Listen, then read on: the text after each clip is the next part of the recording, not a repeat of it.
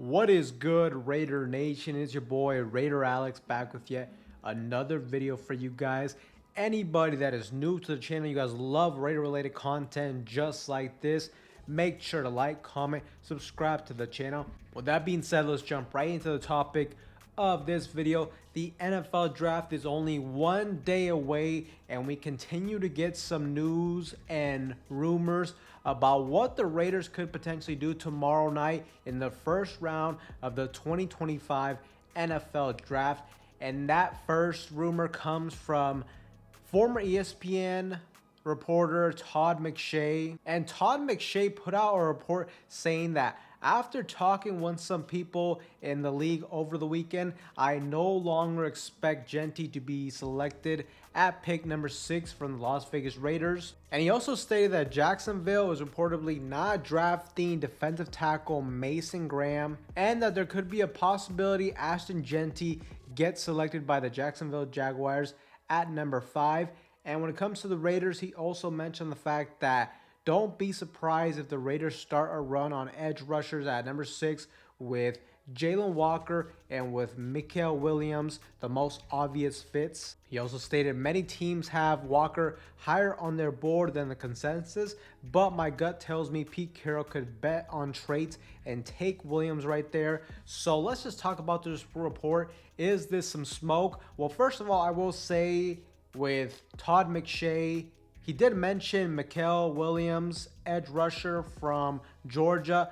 I'm not gonna lie, if the Raiders selected him at number 6, that would be a total reach. I would definitely be very frustrated if they went that route. He's another guy that's pretty similar to Tyree Wilson in the fact that he's a big defensive end, strong, has long arms, good against the run, but really has no pass rusher ability. And he really needs to develop his game as a pass rusher.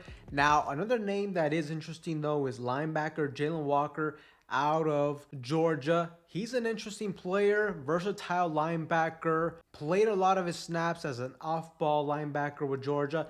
Can also play on the edge, has great physical traits, and he could be a sneaky option for the Raiders at 6. Now, you could make an argument though that he may be a little bit of a reach, as most people have him mocked between pick number 11 to right around the 20s, give or take. So it could be a little bit of a reach, and he is kind of seen a little bit as a boom or bust product, really just due to the fact that he's not a guy that specializes in one position. You know, I don't project him being a full-time edge rusher. He's a little bit undersized in my opinion to be effective, especially at the number 6 overall pick. We get an edge rusher. You want him to be nearly as good as Max Crosby. You're looking for that type of impact player. To me, he's going to be more of an off-ball linebacker. Some people question if he has good enough instincts to be a real impact linebacker at the next level. But like I said, a boom or bust type of prospect. If he could hit in the next level, if his game could translate and he could be productive,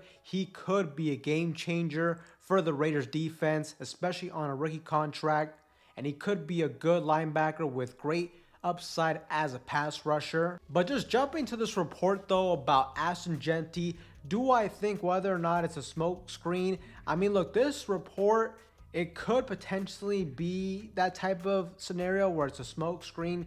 They try to make it seem like the hype of Ashton Jeanty going to the Raiders is starting to fall, and maybe that could be their play here. There have been some rumors and buzz about Jeanty potentially going as high as number 4 to New England or number 5 to Jacksonville. But just in general, I mean, could the Raiders really draft the running back at number 6? I mean, one thing I do think we're going to have to take into consideration is just the overall track record and history of our general manager, Spytech, Pete Carroll, and also Tom Brady. I call these guys the big 3 because when it comes to the decisions being made up top with this franchise, those are the 3 voices that really matter in this organization. And with our new general manager coming from Tampa Bay, they found a lot of success drafting running backs later on in round 3 or 4.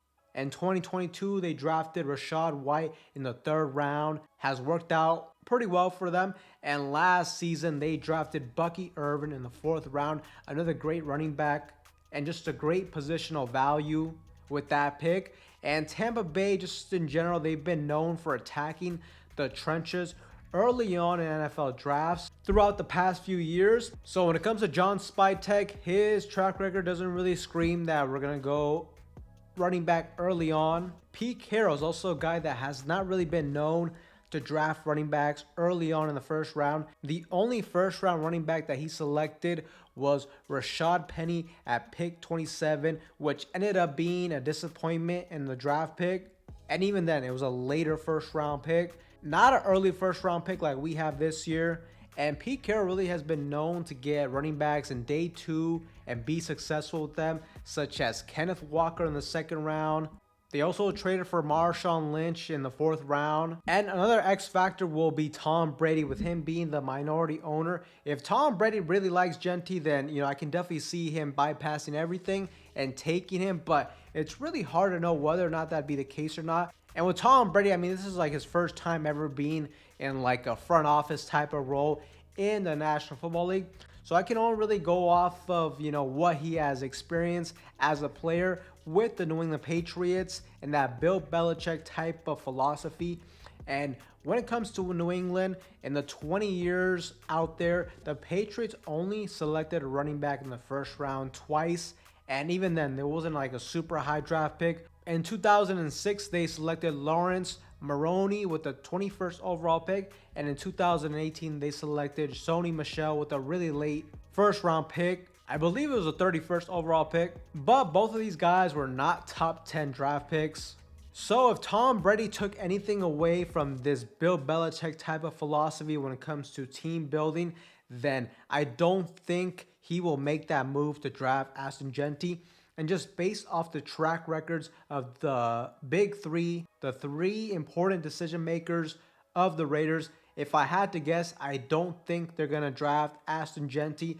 Also, another thing to take into consideration is our offensive coordinator, Chip Kelly, who's a guy that just came off of coaching Ohio State to a national football championship, where Ohio State has 2 strong running back prospects and Travion Henderson and with Quinshawn Judkins that could very likely be there for the Raiders in the 2nd round. So with all this being said, I do think it's a little bit of an uphill battle for the Raiders to draft Ashton Jeanty. And honestly, he may not be available at number 6, especially with the rumors and buzz that Jacksonville might select him at 5. So something to take into consideration. Now, if a guy like Mason Graham ended up falling to the Raiders, that could be a no-brainer type of situation. We could also go and address the offensive line with Membu. Shoot, if a guy like Will Campbell ended up falling, maybe they go that route. The only thing I'm afraid about with him, though, is he has shorter arms.